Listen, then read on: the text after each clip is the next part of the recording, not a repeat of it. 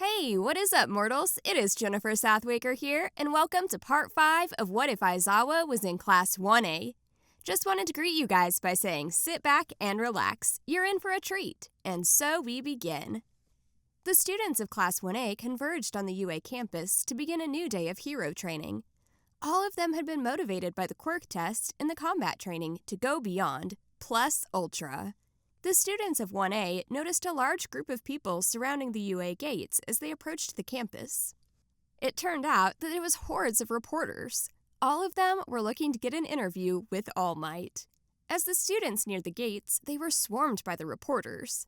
The reporters asked the students to share any information they could about All Might and how he was dealing with being a teacher. Most of the students were either put off by the attention or they reveled in it. A reporter went to interview Aizawa.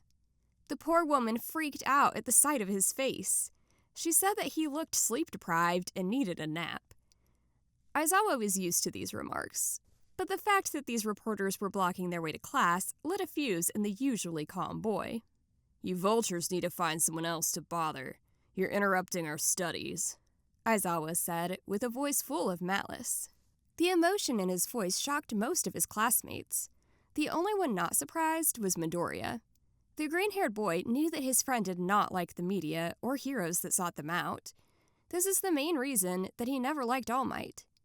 The other students followed Aizawa's lead out of the fear of the dark aura he was giving off.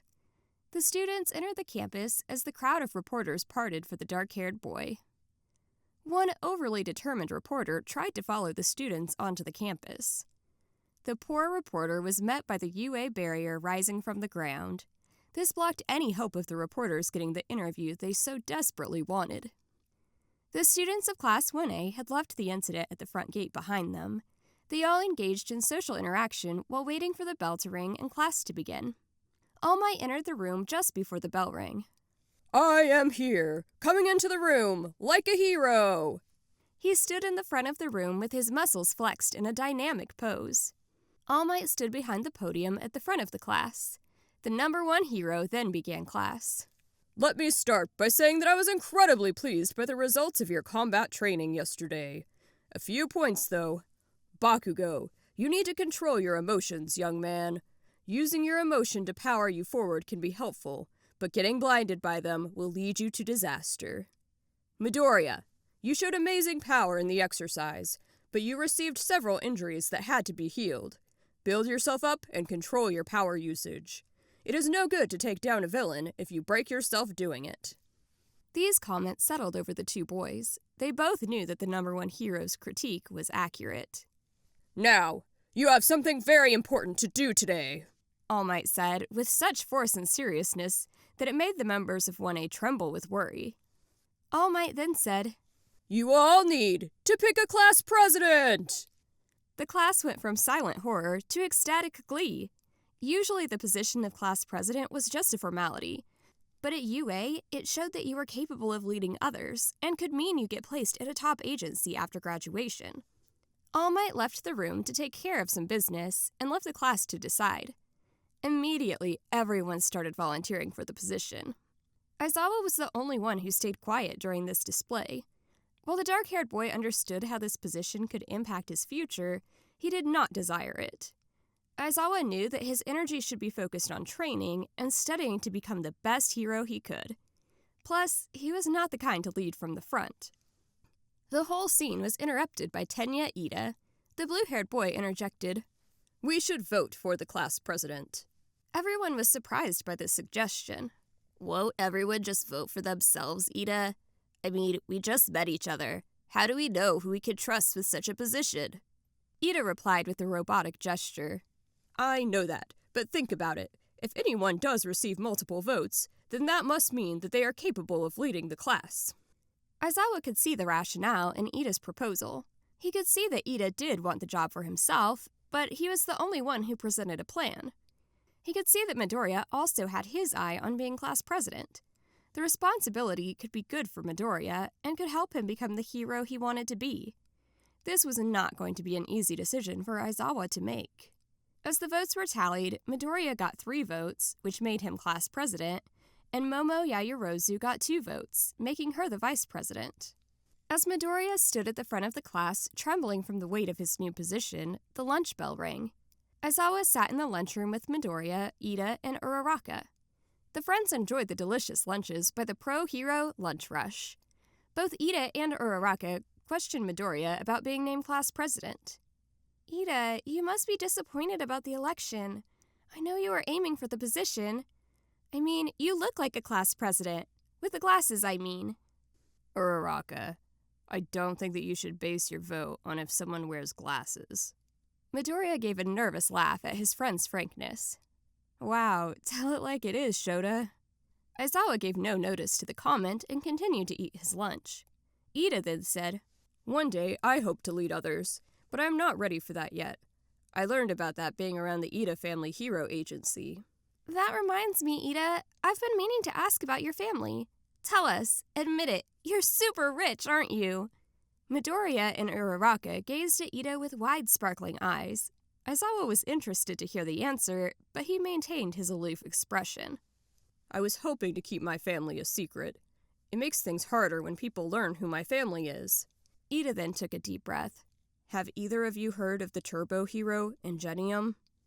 Midoriya then fanboyed out and explained who Ingenium was and all of his stats. Ida stood up proudly and proclaimed that Ingenium was his older brother. The blue-haired boy then listed off the hero's virtues. As Ida carried on, Aizawa and Midoriya realized that Ingenium was for Ida what All Might was for Midoriya. These heroes symbolized and embodied the kind of heroes that these boys wanted to be.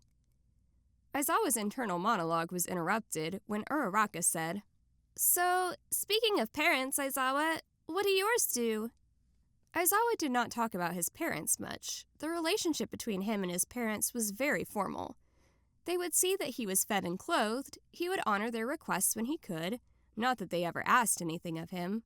After the years of being around Midoriya and his mother Inko, the dark-haired teen had begun to realize just how small his feelings were for his parents. Over the years, he had begun to look at both Midoriya and Inko as his real family. Aizawa broke out of his train of thought and responded to the brunette's question. My parents work in support tech development.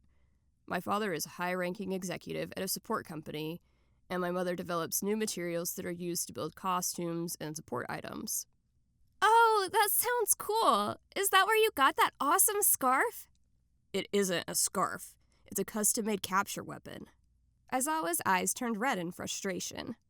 Just as Uraraka was about to respond, an alarm sounded. All the students in the lunchroom started to freak out. The alarm meant that the school's security had been breached. Every student flooded the hallways to reach the safe areas. Because of this, the hall became cramped and impassable. Ida became pressed against the windows and saw that the threat was just a bunch of reporters. Ida quickly formed a plan. He reached for Uraraka and she made him float. He then used his engines to maneuver in midair. He reached the top of the main doorway. He placed his feet on the doorway and grabbed an overhanging pipe to steady himself. This made him look like the figure on an emergency exit. Ida then yelled over the crowd of panicked students. He told them that everything was fine. The threat was only a bunch of reporters. This made everyone calm down.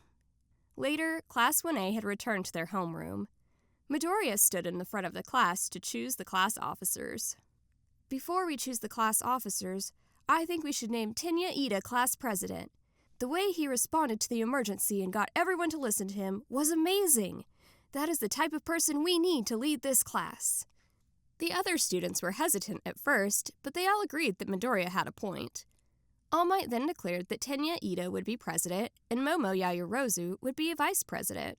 This did rub Yaoyorozu the wrong way. After all, she received 2 more votes than Ida.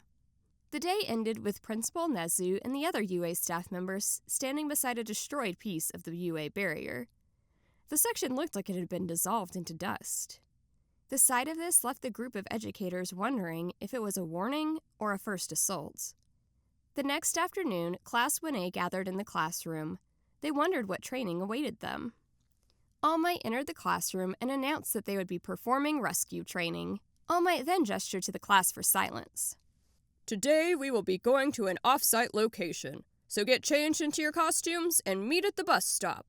The group changed and boarded the bus. As the bus drove toward the mystery destination, the students discussed which of them had the most heroic quirk. Many of them agreed that Todoroki and Bakugo had the flashiest quirks. But Tsuyu Asui then said that since Bakugo is always angry, he would never be that popular. This comment sent the blonde teen into a fury. Tsuyu Asui ignored Bakugo's ravings and asked Midoriya a question. Your power is a lot like All Might's. What's up with that, Midoriya? This panicked the green-haired boy, but thankfully, Kirishima broke in and added that All Might did not hurt himself. This took the pressure off Midoriya. The conversation ended as the bus came to a stop. The class exited the bus. Their eyes beheld a giant dome. The class did not know what to expect to find in the place.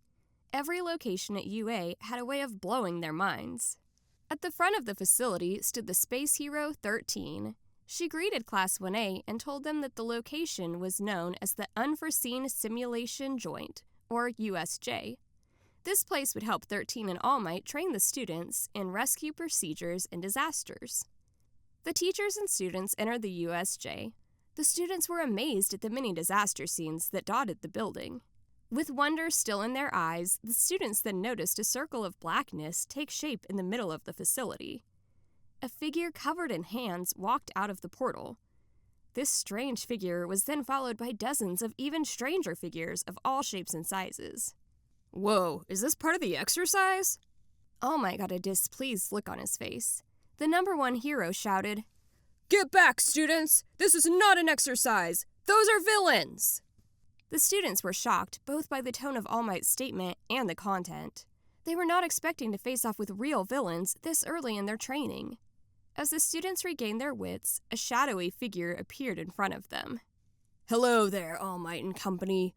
We are the League of Villains. We have all come here to kill the symbol of peace. This comment hung in the air like a sword over the group's heads. Now that I see this group, there are too many heroes here, so let us remove the children from the equation. And with those words, a dark shadow fell over the students. Thank you all for indulging yourselves in the story thus far. Hope you enjoyed it. Now, there are a few more things that I'd like to go over before the video ends. First, we've got a second channel called Anime Deep Dive. Anime Deep Dive goes deep into the facts and lore of a wide variety of anime. It's sure to expand your weeb knowledge for all kinds of series, guaranteed. On top of that, we have a third channel called We the Celestials Naruto What Ifs. It's what we do on this channel already, but in the vast world and lore of Naruto. Go check it out if you're in the mood for some jutsu action. On behalf of We the Celestials, I'd like to thank everyone involved in the production of today's awesome content. Their details will be in the description below. If you're perhaps interested in what we do here at WTC, then I would like to extend out an invitation to join the team. The only caveat being, we only accept members 16 and older to join our crew. You can find us on our Discord, which you can locate in the description below. Our Discord is an all-around fantastic place to be, whether you're a fan or looking to join our band of misfits. All you gotta do is hit up the recruitment server and sign up for whichever category of work that fulfills your interests. We're always looking for members to join us. Well, that's it from us for today's video, so thank you all for watching and have a great day.